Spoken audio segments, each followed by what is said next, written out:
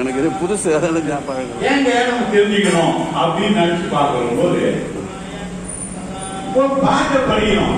அந்த பாட்டை படிச்சுட்டா அதுக்கு என்ன பொருளியா நான் எங்கேயா போய் கேட்கறது? இதுக்கு தனியா பண்ணி நடத்த முடியும். தேவாரம் திருவாசகம்லாம் எப்போதும் சொல்லி வந்தாங்க. அது சொல்லி வந்த பாடின பொருளை எப்படி தெரிந்து கொள்வது? எப்படி தெரிந்து கொள்வது? இந்த மாதிரி சத்சங்கம். இந்த சத்சங்கங்கள் வருவங்க சாதாரணப்பட்டவங்க. அவங்க அனுபவப்பட்டு உணர்ச்சி வசப்படாம உள்ளுக்குள்ள அத்தனையும் வாங்கி உள்ளே உள்ளதே உள்ளதே உள்ளதே உள்ளதே என்று உண்மையை சொல்லி அருமையாக சொல்பவர். அப்படி அருமையாக சொல்லும் பொழுது உள்ளத்தில் உள்ளதுதான் வெளியே வரும். அப்பா சிவபுராணத்தை சொல்றாரு, என்ன சொல்றாரு? பொருள் உணர்ந்து சொல்லுவான் செல்வர், சிவபுரத்தில் உள்ளார் சிவனடிக்கு பல்லோரும் ஏற்ற பயன். அது நம்ம இங்க வந்திருக்கக்கூடிய சிவநேயரின் தலைவர் அழகா சொல்லுவாரு, யாரும் சிவமே சிவமே யாரும் சொல்லிட்டு அந்த மகாமந்திரம் சொல்லக்கூடிய அவர் உள்ளிட்டு வாங்கி சொல்ற பாருங்க, அது அருமையானது. அது மட்டுமா, நம்ம நந்தீஸ்வரர் கோயிலிருந்து கைலைக்கு சென்று வந்த ராதாகிருஷ்ண ஐயா வந்திருக்காங்க, ரேணுகா அம்மா இருக்காங்க, சிவநேய பேரவையின் செயலாளராகிய சாமி வந்து இருக்காங்க, பூதலிங்க ஐயா இருக்காங்க, சிவநேய பேரவையின் பொருளாளராகிய முரளிதரன் வந்திருக்காங்க, ஆண்டாளராகி நம்ம வந்திருக்காங்க. அருமையான கூட்டம். நமக்கு இதுக்கெல்லாம் மேல ரொம்ப முக்கியமான இந்த ஒரு நிகழ்ச்சிக்கு காரணகர்த்தம் ஒண்ணு இருக்கு இல்லையா? அதை பார்த்தா ரொம்ப ஆச்சரியமா இருக்குதுமா. ஏன்னா இந்த எல்லா கைலாயத்துக்கு போயிட்டு வந்துட்டு, இந்தியாவுக்கு எல்லா சிவாலயத்துக்கு போயிட்டு வந்துட்டு, வைப்பு தலங்களுக்கு போயிட்டு வந்துட்டு, ஒரு கோயிலையும் ஏனாத்தூர்ல கட்டி 25 மூர்த்தங்களை வச்சு திருச்சியுமே தெரியாம கோ இந்தன் என்ற ஒரு கைலாய.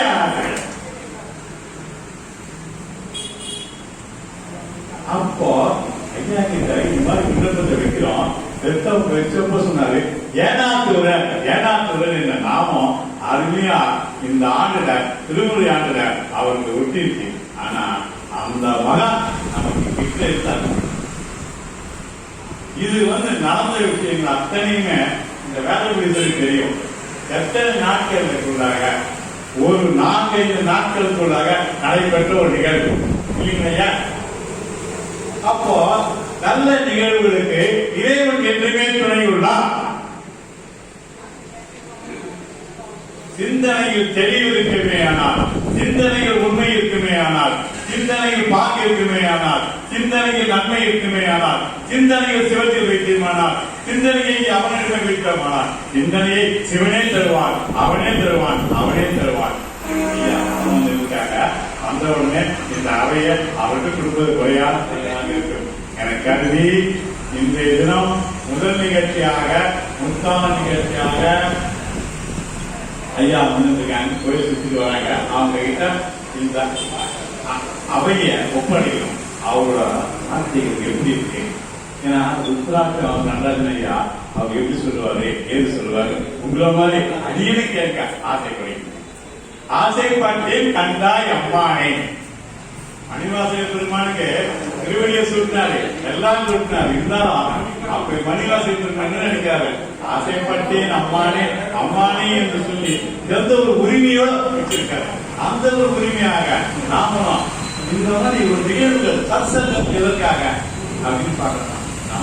நம்ம சேர்த்துக்கிற இறைவன் நாம் அவரோடு சேர்த்துக் கொள்கின்றான். இறைவனிடம் சேர்வதற்கான வழி, எளிதான வழி சத்சங்கங்கள் வழி. இந்த சத்சங்கங்களின் வழியாக மனம் மட்டும் நிர்ணயிக்கப்படவில்லை. சிவாய நம சிவாய நம சிவாய நம சிவாய நம சிவாய நம சிவாய நம சிவாய நம சிவாய நம. சார் பாத்தீங்களா, இவங்கெல்லாம் இருந்தாலும் அழகா போயிட்டு பெரியவர்கிட்ட ஆசீர்வாதம் வாங்கிட்டு வர பாருங்க. அதுதான் நம்ம ஐயா. சிவாய நம.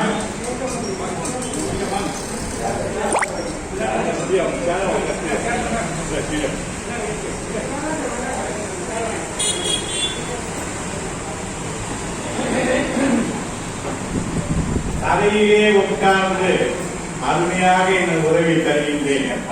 அன்பாக கேட்பீர்கள். உங்களது சொற்களுக்காக நாங்கள் வீட்டிருக்கின்றோம். பண்புடன் ஐயா அவர்களே உமது உரையை தருக. ஓம் நமச்சிவாய பன்னிரு திருமணத்தின் சார்பாக உங்களை அழைத்து அவை எல்லாரிடம் ஒப்படைக்கப்படுகின்றது. சிவாய நம.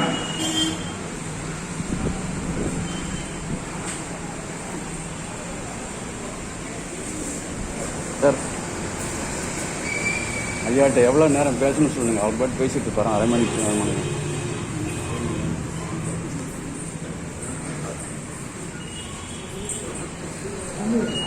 இல்லை டைம் ½ அன் ஹவர்னு சொல்லிடுங்க. நிறைய பேசிட்டு வரும்.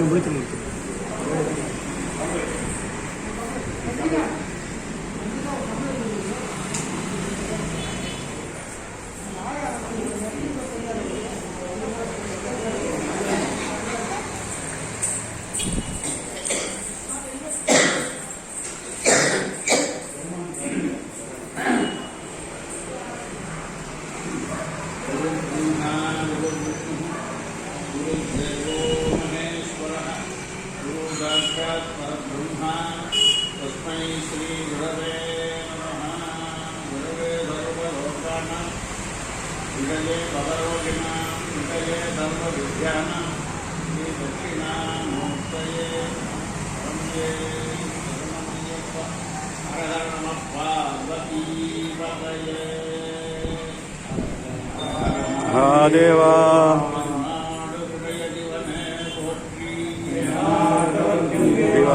போற்றி.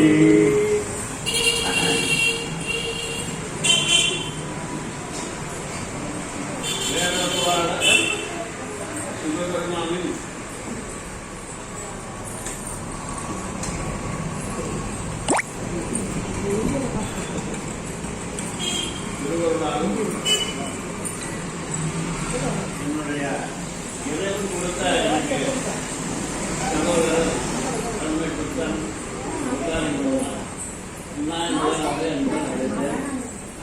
அவருடைய முதலில் அவரையும் வணங்கி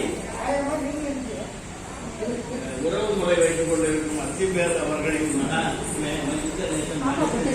அவர்களையும் வணங்கி இந்த சபையில் உள்ள அனைத்து உருளையாகவும் வணங்கி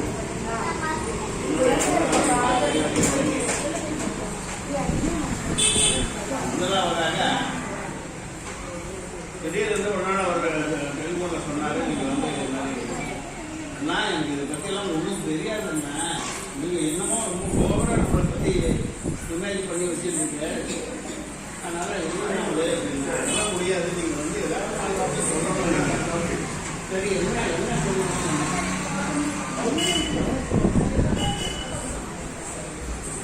என்ன சொல்லணும், என்ன பண்ணணும் சொல்லுங்கண்ணா. அவரு கட்டளை அன்புக்கு அதிகமாக இது சொன்னாலும் நான் கேட்பேன். அண்ணா பெரியவங்க, அக்கா வீட்டுக்காரன்னு அர்த்தம், அப்படிங்கிறாருண்ணா. நம்மளை விட பெரியவங்க, அவரு நம்மளை விட ரொம்ப பெரிய இருக்கிறதுலே எல்லாரும் பெரியவர். அதனால அவருடைய இலை கொண்டு வந்து நம்மளாலெல்லாம் நினைச்சு கூட பார்க்க முடியாது இந்த வயதிலையும் செய்வது. அதனால அவருக்கு ஒரு அன்பு கட்டளைக்கு நம்ம கண்டிப்பாக காத்தாலே அதை நம்ம செய்த பாக்கியம் சொன்னேன்.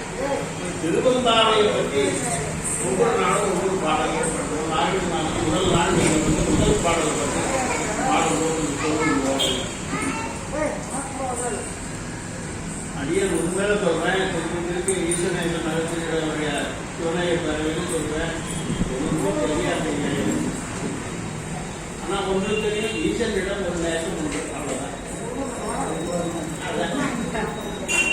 அதற்கு மேலாக ஈஸ்வரனிடம் நேசம் வைத்திருப்பவர்களிடமும் அதிக நேசம் உண்டு. வேறு எதுவும் எனக்கு தெரியாது. அதனாலேயோ என்னமோ அந்த அன்பு உள்ளங்களுடைய ஒரு ஆர்வம், இறைவனுடைய ஒரு நிறுவனம் எல்லாம் சேர்ந்து இன்னைக்கு முத்தாய்ப்பு வைத்த மாதிரி வீட்டில் வந்து என்ன பண்ணேன், என்னுடைய வாட்ஸ்அப்ல எனக்கு வந்து திருவம்பாருடைய முதல் பாடல் ஒரு விளக்கத்தில் எனக்கு போட்டு கொடுத்துருவேன். எனக்கு அதை பற்றி எல்லாம் ஒன்றும் ஞாபகம் இல்லை. நாங்கள் போய் பேசுறதுக்கு பார்த்துட்டு என்ன பண்ணாங்க, வீட்டில் கிளம்பும் போது கொஞ்சம் லேட் ஆகிடுச்சு. அப்படியே காலையே பார்த்துட்டு போகலான்னு பார்த்தா நெட்வொர்க் ஒன்றுமே வரல. அப்புறம் நான் டேட்டா போட்டேன், அதுக்கு வரல.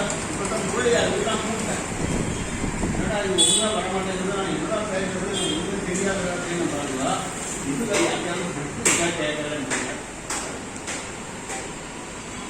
இதுதான் சுவாமி நான் பேசுறேன். திருவம்பாவையினுடைய முதல் பாடல் என்ன வரும் பாருங்க, ஆதியும் அந்தமும் இல்லா நம்ம நிலவரம் அருள்பொருள் இல்லைங்களா. அதனால அப்படிப்பட்ட ஆண்டவனுடைய அருள் எந்த அளவுக்கு ஒரு மனிதனுக்கு வேலை செய்யும் என்பதற்கு இன்னைக்கு இது ஒரு பெரிய உதாரணம் இல்லையா. ஒன்றுமே தெரியாது, பாட்டு ஒரு அளவுக்கு சிறு வயதுல நம்ம படித்திருக்கிறோம், இதையே பார்த்து கொண்டு இருக்கிறோம். நம்ம இல்லை, நம்ம வாழ்க்கையில எவ்வளவோ ஒரு சில விஷயங்கள் நமக்கு ஞாபகத்துக்கு வருகிறது, ஒரு சில விஷயங்கள் மறந்துவிடுவது. இரண்டாவது காரணம் முதுமை, வயதாகி. சில பேருக்கு ஒரு விதிவிலக்கு, இந்த அத்தியெல்லாம் ஒரு விதிவிலக்கு என்ன பண்ணுங்க, இப்பதான் தெரிஞ்சுக்க நமக்கு வந்து அப்படி இல்லை. அது வந்து அவங்க வந்து நம்ம அவங்களோட சேர்ந்து பேச முடியாதனால பாடலை மக்கள் சொல்லலாம். ஆதியும் அந்தமும் எல்லாரும் கரும் ஜோதியை கேட்டையும் வாழ்த்தடம் மாதே வளரதியோ வஞ்சவியோ நின் செவீரா மாதே வார்கடல்கள் வாழ்த்திய வாழ்த்து வீதிவாய் கேட்டலுமே விம்மி விம்மி மெய் மறந்து போது ஆர் அமளியின் என்றும் புரண்டு ஏதேனும் ஆகாள் கிடந்தாள் என்னே இதே எம் தோழி பரிசு ஏலோ எம்பா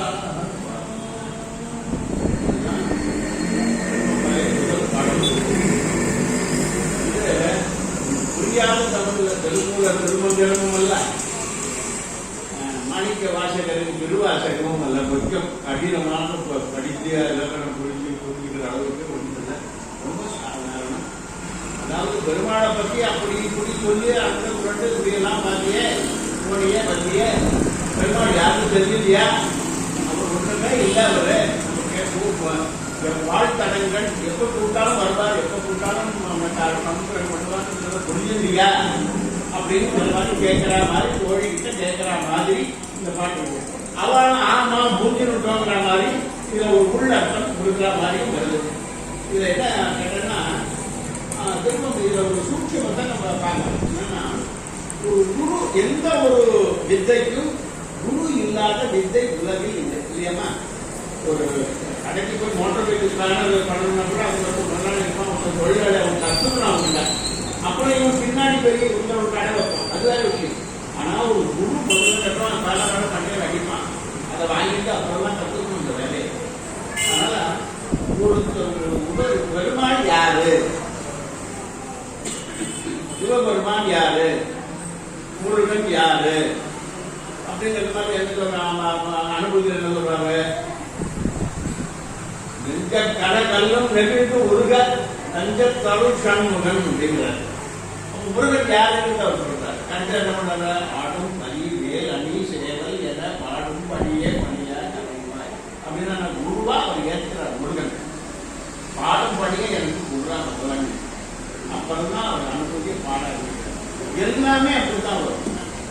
நமச்சிவாய வாழ்க நாதன் புரிஞ்சுக்கிட்டு போற்றி போற்றி சொல்லிவிட்டேன்னு அப்புறம் ஒரு திருவாசகம் தெரியல. எதை பாருங்க, நீங்க எந்த தெய்வீகமான எந்த நூலை பாருங்க, ஒரு உள் சூட்சமான குருவணக்கம் ஒண்ணு. இந்த பாடலை வந்து நம்ம அப்படி எடுத்துக்கலாம். அதாவது எடுத்தோம்னா ஆதி முதல் எழுத்து ஆதின்னு தானே ஆரம்பிக்கிறாங்க. நகர முதல் எழுத்தெல்லாம் ஆதி, பகவன் திருக்குறளும் அதுக்கு ஆதி.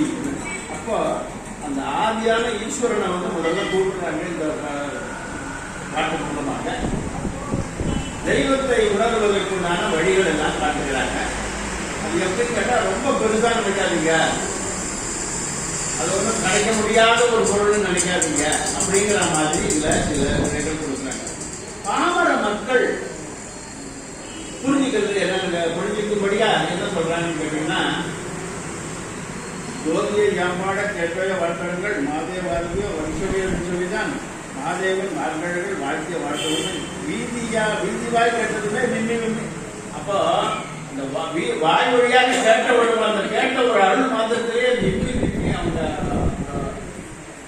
அந்த கருணையை நினைஞ்சு அவங்க கருணை இந்த காதலாகி கசிந்து கண்ணீர் மகிழ்கிற மாதிரி அந்த வந்து அவங்களுக்கு இந்த பக்தி வருதுன்னு காட்டுறாங்க. அதனால சாதாரணமாக வந்து இது வந்து ஒரு பெரிய வேள்வி எல்லாம் பண்ண வேண்டாம், சுவாமிக்கு பெரிய கண்டா கவச்சம் ஜாத்த வேண்டாம், பெரிய கோவில் கட்டி குப்பாபி பண்ணாங்க. அந்த ஜோதியை யாம் பாட அவர் வந்தானே சொல்லுங்க.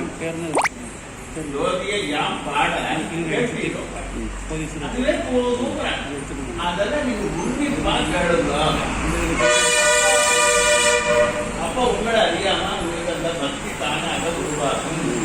உங்க கண்கள் தானாக கண்ணீர் கசியும், மனம் தெளிவாகும், பிறரிடம் நேயத்துடனும் அன்புடனும் பாசத்துடனும் கருணையுடனும் பழகும் குணங்கள் அமையும். துரோக உணர்ச்சி, குற்ற உணர்ச்சி, வெறுப்புணர்ச்சி எல்லாம் போகும். மொத்தத்தில் நல்லவைகள் யாவும் சேரும், தீயவைகள் எல்லாம் போகும். ஒரே ஒரு சிவ சிவ சிவா சிவ சிவ என்கிற தீவினையாடும், சிவ சிவ என்கிற தீவினை மாடும், சிவ சிவ என்கிற தேவருமாவும், சிவ சிவ என்கிற சிவகதி. அதை பத்திர சொல்லுவாருன்னு அவர் சொல்றாரு, வேற ஒண்ணுமே இல்லை. அப்படின்னா அதனுடைய சூட்சமா என்ன அப்படின்னு கேட்டா, முதல்ல சிவ சிவ என்ன உத்தமம் சொல்றது நம்மளும் சொல்ல மாட்டான்னு இருக்கிறாங்க. எவனும் சொல்றது சிவ சிவ என்கிற தீவினையாளன். அவன் புத்தகம் அந்த தீவினையாளர்னு அவனுக்கு தெரியாது இல்லையா. அவன் ஒன்றும் சிவ சிவ சொல்ற சிவகோயிலுக்கு போனதுல ஒன்றும் இல்லை, அவன் ஏகபோகமா இருக்கான். நான் எனக்கு சிவகோயில் போனா தானா அப்படிங்கிற மாதிரி கேட்கறேன். நாத்தியவாதிகளோ மற்ற விதண்டாவாதிகளோ அப்படியெல்லாம் கேட்கறாங்க. நீங்க அவன் கெடுதலையே பண்ணிக்கிட்டு இருக்கான், அவன் மேல போயிட்டு இருக்கான். நான் நல்லதே பண்ணிக்கிட்டு இருக்கேன், நான் கெடுதல் போயிட்டு இருக்கேன் அப்படின்னு கேட்கறேன். நீங்க அதுக்கு ஒரு என்ன சொல்லுவாங்க, இந்த பிரபஞ்ச ரகசியம்னு ஒண்ணு இருக்கு. பிரபஞ்ச ரகசியம், ஒரு மனிதன் உள் மனதால் என்ன நினைக்கிறானோ அதை இந்த பிரபஞ்சம் அவனுக்கு கொடுக்கிறது. உதாரணமாக ஐயா இருக்காரு, நீங்க இருக்கீங்க, ரெண்டு பேரும் பக்கத்துக்கு தெருவில் இருக்கீங்கன்னு வச்சோம். பக்கத்து வீடுன்னு அவர் வந்து ஜம்மனுக்கு ஒரு வீடு கட்டுறீங்க. உடனே ஐயா அப்போ கூப்பிடுறேன், ஐயா இங்கே கரெக்டாக நடந்தது, வீடு கட்டிட்டே நீங்க வாங்க. இவன் என்ன நினைக்கிறாங்க, சும்மா ஒரு உதாரணத்துக்கு சொல்லணும், தவறா எதுவும் இவனை எடுத்து போய் தப்பா வந்து அடிச்சா கூட தப்பா எடுக்க மாட்டாங்க. முன்னாடியே எடுத்துக்கணும், ஐயா யாருக்கும் தெரியாது. முன்னாடி நீ கண்டிப்பா நம்ம வீட்டுக்கு கரெக்டாக சொல்லணும். சரி சாமி போன பிறகு அவன் என்ன நினைக்கிறான், என்ன ஒரு இப்பதான் வந்தாரு, எத்தனை வருஷமா இங்க இருந்துட்டு இருக்கான், நமக்கு இன்னும் ஒரு வீடு வாங்க எப்படி ஒரு வீடு வாங்கினாரு அப்படின்னு அதுக்குள்ள வீடு வாங்கிட்டாரா, என்ன சம்பாதிக்கிறாரு முடியல அப்படிங்கிற மாதிரி ஒரு நல்ல எண்ணம் இல்லாத ஒரு எண்ணம் மனசுல ஒரு பாசி படி. அப்புறம் ஒரு 10 நாள் 15 நாள் கழிச்சு ஒரு மாசம் கழிச்சு நீங்க மனைவியை கூட்டிக்கிட்டு காரணம் நான் பார்க்கணும். புத்தகம் உருவாங்கினாரு, 10-15 நாள் கார் வாங்கிக்கிறாரு, எங்கேயாவது மாட்டிக்க போறாரு, ஏதோ ஒரு சம்திங் ஏதோ சம்பாதிக்கிறாரு, இதை மாட்டிக்க போறாரு அப்படின்னு நிச்சயமா நினைக்கிறான்னு வச்சுங்க. இந்த இவனுடைய எண்ணம் இருக்கு பாருங்க, அது பிரபஞ்சத்துல போய் கலக்கும்.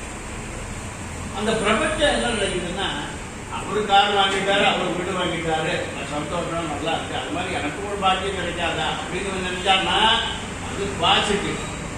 ஐயோ அவர் வாங்கிட்டாரு, அப்படி பண்ணிட்டாரு, அவரு மாட்டிக்க போறாரு, எல்லாரும் ஆப்போஸ் பாரு அவன் பண்ணிட்டு சொல்லுவான், பாரு எதுலேயாட்டு மாட்டிக்க போறாரு பாரு அப்படிங்கிற மாதிரி இவன் நெகட்டிவா நினைக்கிறான்.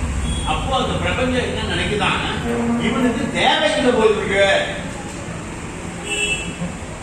அவருக்கு வந்தது இவனுக்கு தேவையில்லை போயிருக்கு, அதனாலதான் வீடு கட்டினா கார் வாங்கினா மாட்டிட்டு வாங்குற மாதிரி நெகட்டிவ்ல இருக்காங்க. ஆனா இவனுக்கு கொடுக்க வேண்டாம்னு தீர்மானம் பண்ணிடுங்கிறாங்க. பிரபஞ்ச ரகசிய சூத்திரம்னு இருக்கு, அதுல சொல்றாங்க. அதனாலதான் என்ன சொல்றோம், நம்ம எல்லாருமே என்ன சொல்றோம், சரி எந்த தெய்வ பக்தியில் உள்ளவங்களும் சரி, ஐயப்பன் கோயிலுக்கு போறவங்க இருக்காங்க, பழனிக்கு மாலை போட்டு விரதம் மருந்து போறவங்க இருக்காங்க, ஏன் அம்பாளுக்கு மேல்மருவத்தூருக்கெல்லாம் பார்க்கலாம் சுற்றிருக்கீங்க, பெரிய சபையை போட்டுக்கிட்டு இல்லைங்களா, மேல்மருவத்தூருக்கு எவ்வளோ விரதம் வந்து மாலை போட்டுக்கிட்டு அப்படியெல்லாம் போறவங்க இருக்காங்க. நேற்றுக்கு வந்து மேல்மருவத்தூர் தான். அதே மாதிரி மற்றபடி திருச்செந்தூர் முருகனுக்கு ரத்த சட்டை பூஜத்துக்காக விரதம் வந்து எந்த தெய்வத்துக்கு இல்லை சொல்ல பார்க்கலாம், அப்படி எல்லாரும் இருக்காங்க. ஆனா இது அத்தனையும் உங்களுக்கு தேவை, அடிப்படை தேவை என்னன்னா நேயம், பிறர் நல்வாழ்வு வாழ நல் எண்ணம். அந்த அதுதான் இந்த முதல் பாட்டுல சொல்றாங்க. அந்த நல்ல எண்ணம் வேண்டும், அந்த தர்ம சிந்தனை வேண்டும், ஈஸ்வரனுடைய நினைவு இருந்தால் போதும். நினைவு ஈஸ்வர பிரஜை சம்ஸ்கிருதத்தில் சொல்றாங்க. அந்த ரமணர் சொல்வார், அதாவது சரீர பிரஜையை மறந்து ஈஸ்வர பிரஜையை நிலைத்திரு அப்படின்னு. அதெல்லாம் நமக்கு புரியாது. ஈஸ்வர பிரஜையாவது சரீர பிரஜையாவது அப்படின்னு. அது உடலை பற்றியே நினைத்துக் கொண்டிருப்பதை மறந்து உடலுக்குள் இருக்கும் உள்ளத்தில் இருக்கும் இறைவனை நினைத்துக் கொண்டே இரு அப்படிங்கிறது. அது ஈஸ்வரன் வெளியிலாம் பார்க்க வேண்டாம், புரியுங்களா? கடா அங்கே பார்த்தாலும் போறோம். உள்ள பார்த்து ஈஸ்வர பிரஜையை நினைத்திருந்தால் உன் உடலை பற்றி நீ கவலைப்பட வேண்டாம். அது கவலைப்படுறவங்க பற்றி பார்ப்போம், உடலை எல்லாம் பார்த்து பார்ப்போம் அப்படின்னு சொல்றாங்க. சப்தத்தின் உள்ள சித்தத்தின் உள்ள சிவலிங்கம் அப்படி வச்சுக்கோங்க. எல்லாம் உள்ளதான், சத்தத்தில் சித்தத்தில் வெளியில ஒண்ணுமே இல்லைங்கிறாங்க. உள்ள உணரக்கூடிய ஒரு அதுக்கு என்ன மாவது அமளியிலே நின்று புரண்டு இன்னும் ஏதேனும் ஆகாது திறந்தால் என்ன என்ன இதே எப்போது பரிசீலனைக்கு போவேன். அதுக்கு விளக்கம் என்ன கொடுக்குறாங்க? நிறைய விளக்கம் கொடுக்குறாங்க. விளக்கம் அது சரி.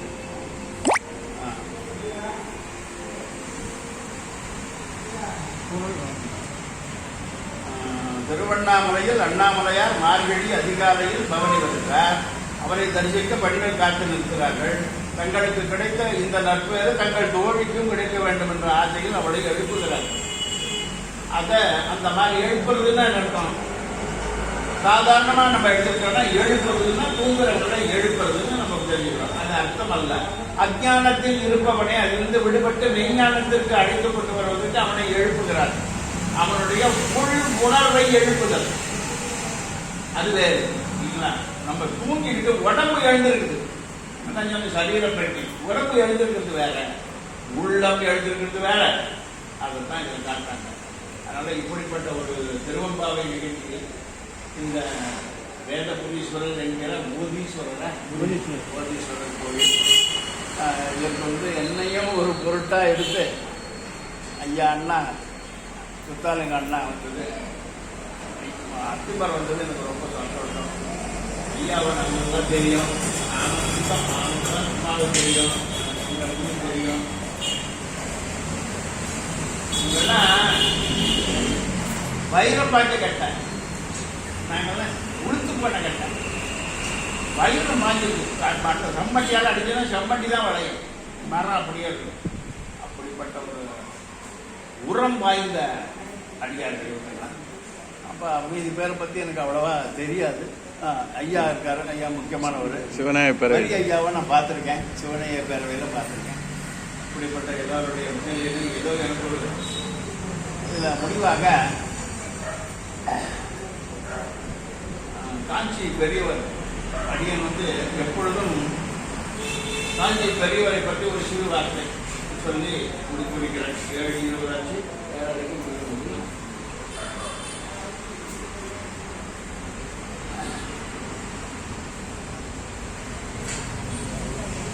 அவர்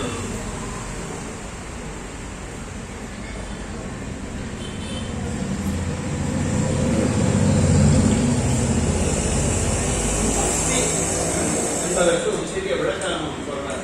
பக்தி என்பதற்கு ஒரு விளக்கம். நிறைய பேர் நிறைய மகான்கள் நிறைய விளக்கம் சொல்லியிருக்காங்க. ஞானம் அதிகமான விளக்கம் பல பேர் பல சித்தர்கள் பல வழியை காட்டியிருக்கிறார்கள்.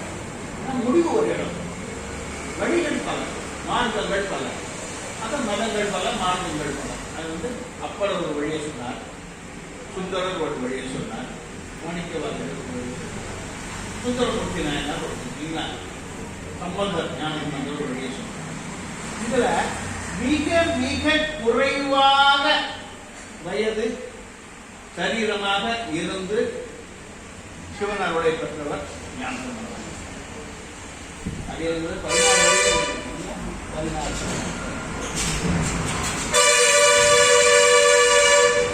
தேவாலயத்துல இந்த 16 வயதுடைய ஞான சம்பந்தம் பாடிய பாடல்களே அதிகம்.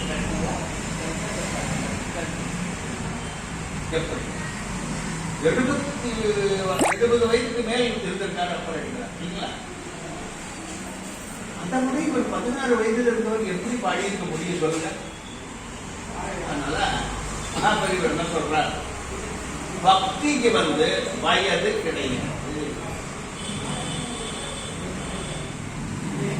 அதுக்குன்னு ஒரு குவாலிபிகேஷன் கிடையாது. மீதிக்கெல்லாம் குவாலிபிகேஷன் இருக்கு. அப்படி பார்க்க நமக்கு எவ்வளவோ நமக்கு நிறுவனங்கள் இருக்கு. அப்போ பழையர் ஜாதியில பிறந்த நந்தனாருக்காக சிவபெருமான் சற்றே விலகியிடும் நவர்றான் நந்திய யாருக்கு ஒரு கொலை நடுவில் ஒரு மாடு படுத்திருக்குது அப்படின்னு அவனுக்கு அது நத்திகை சொல்றது கூட தெரியாது. மாடு படுத்திருக்க சிவபெருமான வளர்த்து கொண்டாரு. அதனால எதுக்கு சொல்றோம் கேட்டோம்னா அதுக்கு அறிவு தேவையில்லை, அந்தஸ்து தேவையில்லை, வயது தேவையில்லை, வசதிகள் தேவையில்லை, ஆண் பெண் வித்தியாசம் தேவை. இதுக்கு பக்திக்கு ஒரு அழகான 4 பேர்ல சுந்தரமூர்த்தி நாயனர் அழகாக கடைசி ஒரு பாடிய கடைசி தேவாரம் நினைக்கிறேன். படைத்தாய அதனிருந்து கண் பொன்னடிக்கே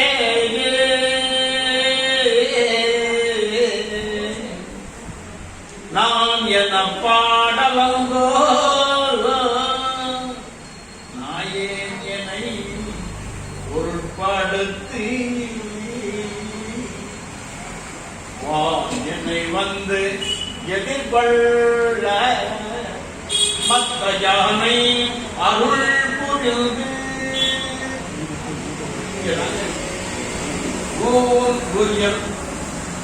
வேறு செய்தான்.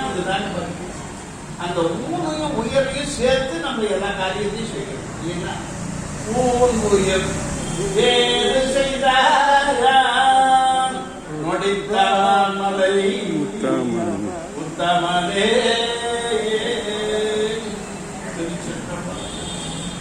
அப்போ ஊனோடு சேர்ந்த உயிர் என்பதை யாரும் புரியுறதில்லை இல்லைங்களா? புரியுறது ரொம்ப கஷ்டம். நம்ம ஊனத்தான் நம்ம அடிக்க நல்ல விஷயங்கள் இருக்குன்னு அந்த ஆன்மா உயிர் என்பது அதுதான் அதுதான் நம்ம சிவநாய பறவையிலே சொல்லியிருக்காரு. திருமந்திரம் பதி பசு பாச திருச்சி கல்வி சொல்லியிருக்காரு. அது மாதிரி அந்த பரமாச்சாரியார் சொல்றத திருமூலர் என்னைக்கு சொல்லிட்டார். பதி அணுகிட பசு பாசம் இல்லாத அந்த எவ்வளவு முயற்சி பண்ணி எவ்வளவு கஷ்டப்பட்டு எவ்வளவு பண்ணாலும் அந்த கடவுளுடைய கருணை உனக்கு படணும். அப்போதைக்கு கொஞ்சம் எல்லாமே பதி அணிவிட பசு பாசம் இல்லாவே அந்த மற்றெல்லாம் நடத்துவாங்க எல்லாத்தையும் நடத்துவாங்க. பக்திக்கு தேவை என்பது அதுக்குதான் ஒரு பூஜ்ஜியத்துக்குள்ள ஒரு ராஜ்யம் இல்லைங்களா? அந்த பூஜ்ஜியமே ஒண்ணுமே தெரியாத இருக்கும் நிலை மிக உயர்நிலை அப்படின்னு ஞானிகள் எல்லாம் சொல்றாங்க. ரமணனே என்ன சொல்றாங்க, ஒரு அரசனுக்கும் இன்னொரு அரசனுக்கும் சண்டை. அதுல எதிராளி ரொம்ப பலசாலி, உள்ள இருக்கிறவன் ரொம்ப பயந்தவன். என்ன பண்றதுன்னா மதியூஞ்சி மந்திரி சொல்றான், ஐயா நான் ஒரு ஐடியா சொல்றேன். என்னன்னா எதிராளியை நம்ம கோட்டை கதவு ஒரே ஒரு சின்ன கதவு, இந்த கோயில் மூடினா ஒரு சின்ன கதவு வச்சிருப்பாங்க. எல்லாத்துக்கும் பெரிய ஆலயம் சின்ன கதவு இருக்கு பார்த்தீங்களா? அந்த கதவை தங்க ஒருத்தரம் வெட்டி போடுவான். எல்லா பையனும் காலியாடுவான். நமக்கு தான் வெற்றினா சரி அப்படியே செய்யணும். எல்லாரும் 10 பேரும் வெட்டிவிட்டான். 10 பேரும் வெட்டிவிட்ட பிறகு கடைசியில் ராஜாவோட உத்தரகாண்ட் ராஜாவோட ராஜாவை விட்டுட்டான்னு வச்சுங்க. 10 பேரும் வெளியில் என்ன இருக்கும்பா சோனியம் ஒருத்தரும் இல்லை. உள்ள இந்த ராஜா கிட்ட ஒத்த கூட ஜாவல மாதவர் வெற்றி இல்லைங்களா? அது மாதிரி இதுக்கே ரமணர் என்ன சொல்றாரு, உள்ளுக்குள்ள வரக்கூடிய எண்ணங்கள் தான் உனக்கு எதிரிகள். அது குண்டம்னா சாவடி கேட்கலாம். கடைசியில எண்ணமே இல்லாத சூன்ய நிலை மனசுக்கு வரும். அந்த சூன்ய நிலை தாண்டா இறைவன் வந்து உட்காருவான். உனக்கு எண்ணங்கள் இருக்கிறவங்க என் மனசுல வந்து இறைவன் அப்படி சொல்றாரு, இருக்கிற உள்ளத்தை சொல்றாரு. அதே பணத்துக்கு வந்து சொல்றாரு. சூன்ய நிலைக்கு எல்லாம் சிவமே யாவும் அது சாதாரண வார்த்தை அல்ல, மிகப்பெரிய தத்துவம் அது. அது மாதிரி அதையே நானும் கற்றுக்கிற வாழ்வோடு அதே எல்லோரும் இன்பத்திற்கு நினைப்பதுமே எல்லாம் வேறொன்று பணியை பராபரமே போங்கி கடந்த முத்தம் பாடி யாரும் ஆசீர்வாதம் கல்யாணம் முடிஞ்சு ஒரு கல்யாணம் முடிவு நல்ல காலம் முடியும்னா இதை சொல்லுவாங்க. அது மாதிரி எல்லாரும் உள்ளடக்கு அது மாதிரி வளரணும். எல்லாம் மேலும் மேலும் எல்லாம் பெருக வேண்டும். ஒத்து பிரஜாபியாக வழிகாட்டுகிறார் நாராயணம் மகிஷாக கோ பிராமணேபியாக சுபம் அஸ்து நித்யம் லோகா சமஸ்தா சுகுமார் லோகா சமஸ்தா எல்லாம் அவன் செயல் எல்லாம் ஈஸ்வரனை கொடுத்து தேவடி கொடுத்து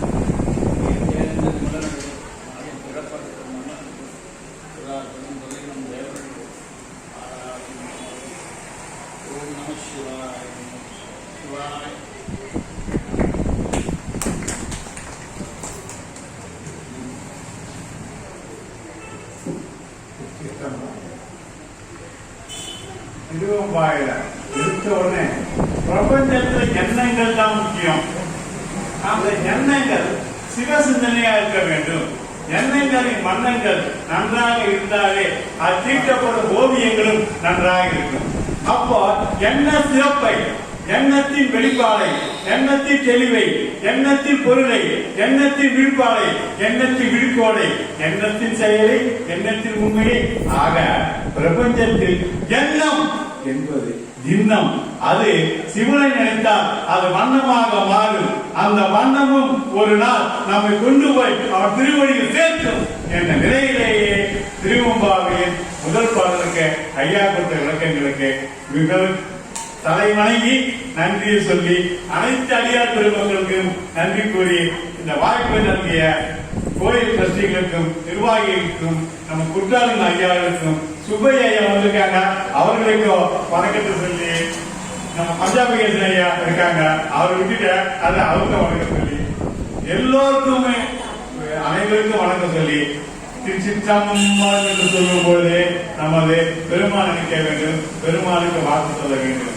வான்மிகில் வடாது பெய்க மணிவளம் சுரக்க மன்னன் கோன்முறை அரசு செய்க குறைவிலா நீதல் வாழ்க நான்மறை அணைந்த போங்க நற்றமும் வேண்டி மல்க மேன்மைக்குள் செய்வ நீதி விளங்குக உலகமெல்லாம். மேன்மைக்குள் செய்வ நீதி விளங்குக உலகமெல்லாம். மேன்மைக்குள் செய்வ நீதி விளங்குக உலகமெல்லாம். நம்ம பார்வதியே முதல் நாள் இனிமையாக நடந்தது. இதே மாதிரி தொடர்ந்து 2ஆம் நாள் நிகழ்ச்சி தொடர்ந்து ஜனமிருந்து அடியார் கூட்டங்கள் இந்த சற்சங்கத்திலிருந்து சிவபெருமானுக்கு பெருமாறி விண்ணப்பத்தை வைத்து நன்றி கூறுகிறேன். சிவாய சிவாய